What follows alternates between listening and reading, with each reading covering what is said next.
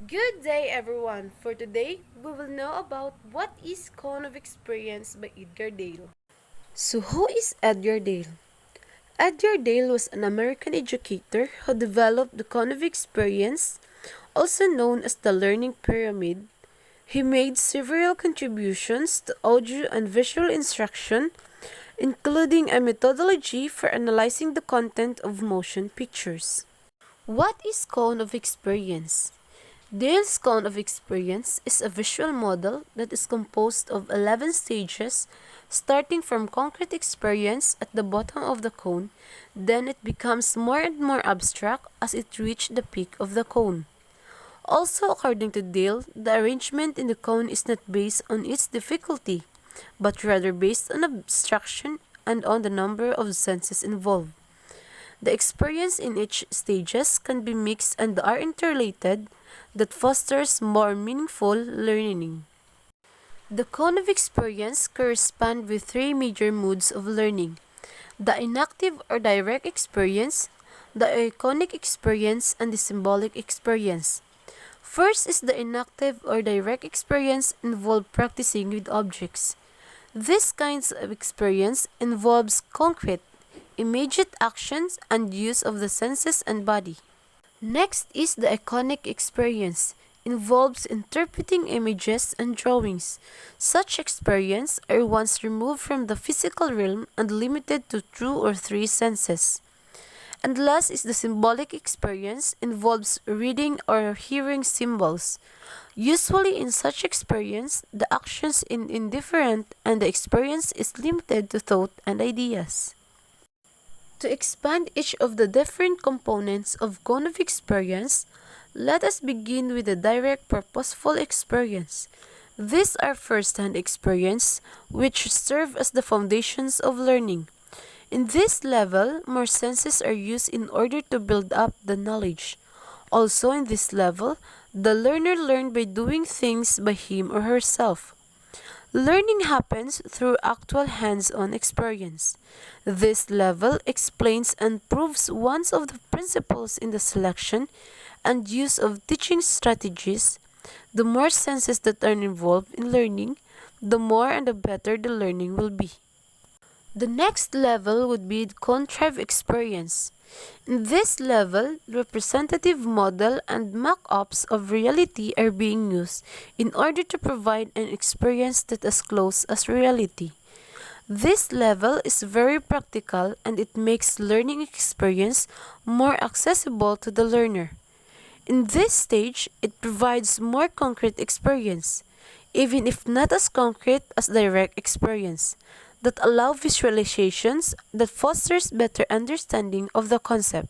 The next level would be the demonstration.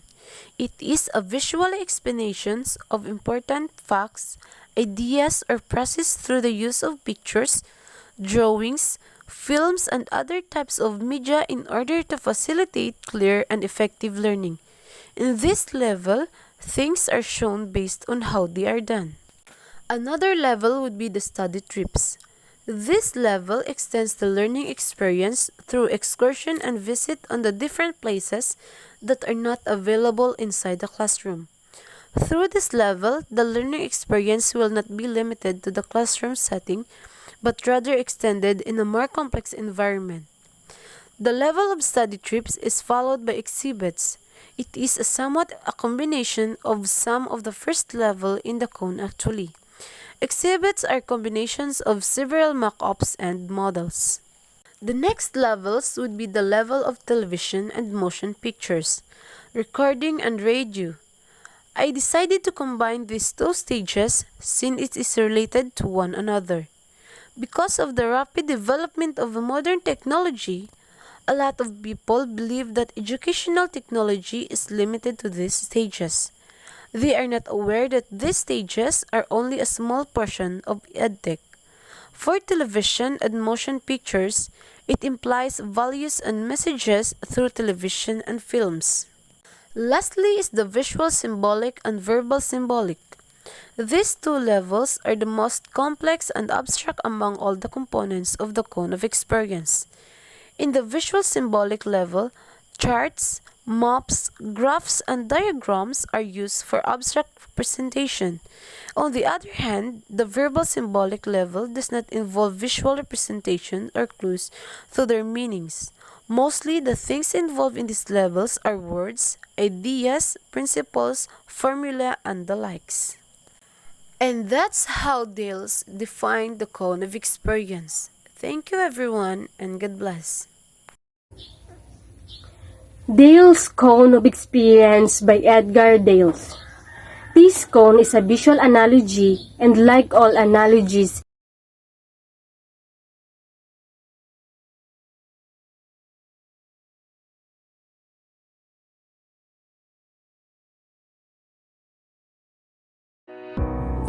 Good day everyone, I am Geraldine C. Alcones and I will be discussing the Edgar Dales Cone of Experience.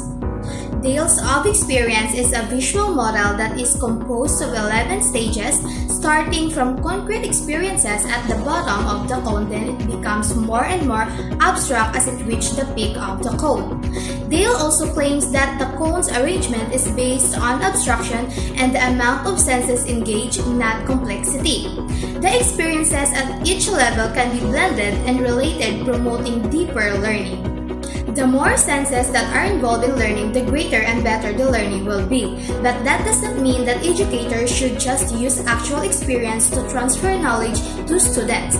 Given that the experiences in each stage can be blended and related, a balance between concrete and abstract experiences is required to meet the learners' needs in all areas of development and to aid learners in their holistic growth. Moreover, the preceding generalization of the cone experience is insufficient. Since educational technology centers around the cone of experience, we should endeavor to go deeper into each component. Taking each component one by one, from tangible to abstract, can help us better appreciate the true meaning of educational technology. Let us start with the direct purposeful experiences. So these are first-hand experiences that build knowledge. This level uses more senses to build knowledge. In this level, the learner also learned by doing. Hands-on learning occurs. The more senses involved in learning, the more and better the learning. This level also shows that instructional technology is not confined to the latest commercially accessible gadgets and applications. This indicates that even basic opportunities can help children learn. Then, there's the contrived experiences. This level uses realistic models and mock-ups to give a realistic experience. This level is very practical and makes learning more accessible. These experiences, while not as direct experiences, allow visualization and better understanding of the subject. The next phase would be dramatized experiences. This level allows learners to participate in recreated experiences that help them grasp an event or an idea. Learners grow increasingly comfortable with the notion when they face the as-if circumstance. Then comes the demonstrations. It is a visual explanation of the fact, idea, or process used in photographs, drawings, movies, and other media to promote learning. This level shows how things are done. Study strips are another level. This level enhances learning with excursions and trips to areas not available in the classroom. This level extends the learning experience beyond the classroom into a more sophisticated world. Exhibits follow study excursions. It's a mix of several of the cone's first levels. Exhibits are a mix of mock-ups and models. Most exhibitions are for your eyes only, although some contain sensory sensations that may be tied to direct purposeful experiences. This level presents meanings and concepts in a more abstract way. This experience helps students understand the meaning and relevance of things through drawings and presentations. Then comes television's motion pictures, still photos, recordings, and radio. I combine these two levels because they are related because current technology is rapidly evolving. Many people feel educational technology is limited to these stages. They are unaware that EdTech is much larger than these stages. It indicates ideas and messages through televisions and films. However, still images, recordings, and radio are visual and auditory instruments that can be used by learners to enhance and extend their learning experience. Finally, I combine the two levels because they go hand in hand. The latter two stages are visual and verbal symbolic. These two layers are the most sophisticated and abstract of the cone experiences components. Charts, maps, graphs, and diagrams are utilized for visual symbolic representations. However, the verbal symbolic level lacks a visual representation or meaning indications, words, ideas, principles, formulas, and the likes are mostly engaged in this level. After going through the cone of experience, we can say that in order to optimize learning, we can employ a variety of resources and mediums.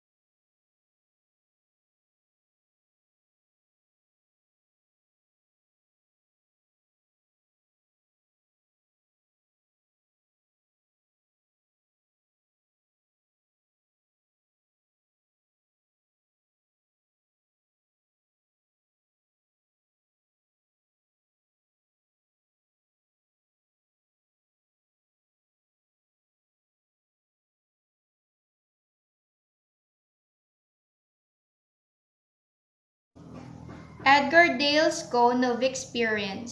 So in 1946, Edgar Dale proposed an idea he called Cone of Experience. We will examine the Cone of Experience and its potential implications for the field of distance education.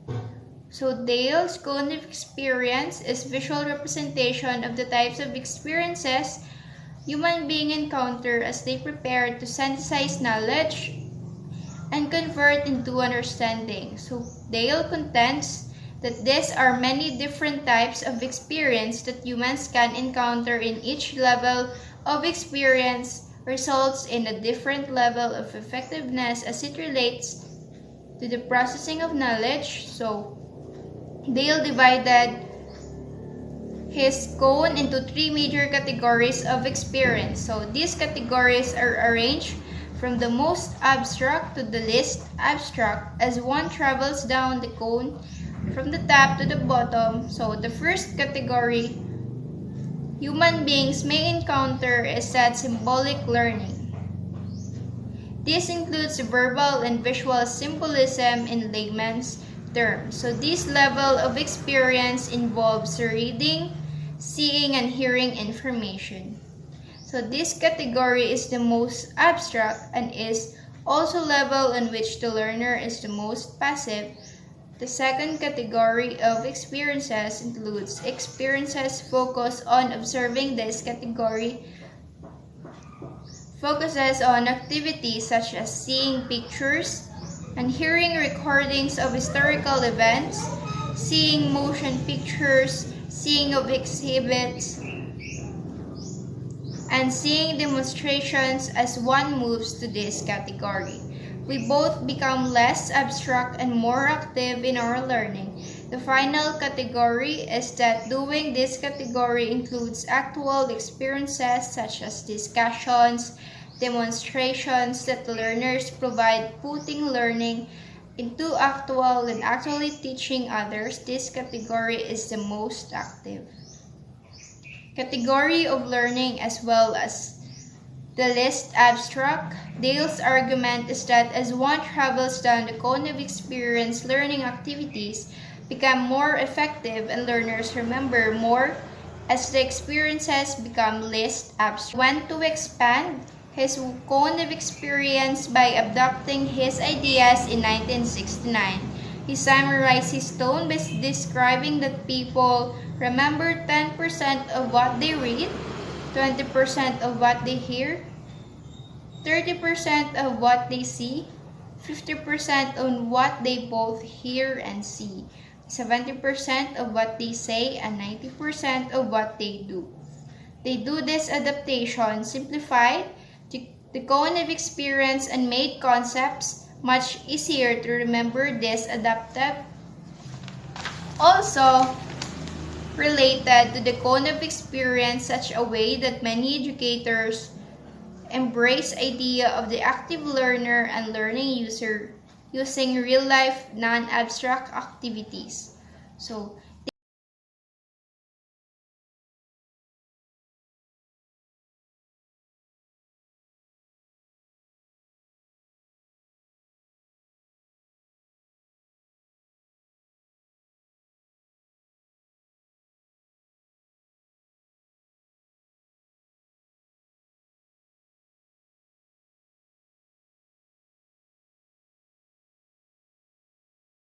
through understanding each component of the cone of experience, it could be said that educational technology is not limited to the modern gadgets that we have right now, but rather it is a broad concept that includes all the media that we can use to attain balance as we facilitate effective and meaningful learning. Dale's cone of experience provides teaching and learning models that allows teachers to understand how to increase the retention rate of learners by involving the learner. This means that while the learner participate and get involved in the learning process by expression, they awaken the sensory organs. Dale's cone of experience is a visual model that is composed of 11 stages, starting from concrete experiences at the bottom of the cone. Then it becomes more and more abstract as it reaches the peak of the cone. Also, according to Dale, the arrangement in the cone is not based on its difficulty, but rather based on abstraction and on the number of senses involved. The experiences in each stages can be mixed and are interrelated that fosters more meaningful learning. According to one of the principles in the selection and use of teaching strategies, the more senses that are involved in learning, the more and the better the learning will be. But it does not mean the concrete experience is the only effective experience that educators should use in transferring knowledge to the learner. Like what was mentioned earlier, the experiences in each stages can be mixed and are interrelated. Thus, a balance must be achieved between concrete and abstract experiences in order to cater the and address all the need of the learner in all the domains of development and in order to help each learner in their holistic development. Moreover, the generalization about the cone of experience that was presented earlier is not enough. Actually, we should try to go deeper in each of the component of the cone since educational technology basically revolves around the cone of experience. By going one by one, starting from concrete to abstract, we will understand more the different components of the cone that will help us in grasping the real meaning of educational technology. After going through the different components of the cone of experience, it could be said that in facilitating learning, we can use variety of materials and medium in order to maximize the learning experience. One medium is not enough, thus, if you can take advantage of the other media. There is nothing wrong with trying to combine several medium for as long as it could benefit the learners. Also, through the levels provided by the cone of experience, it could be said that concrete experiences must be provided first in order to support abstract learning.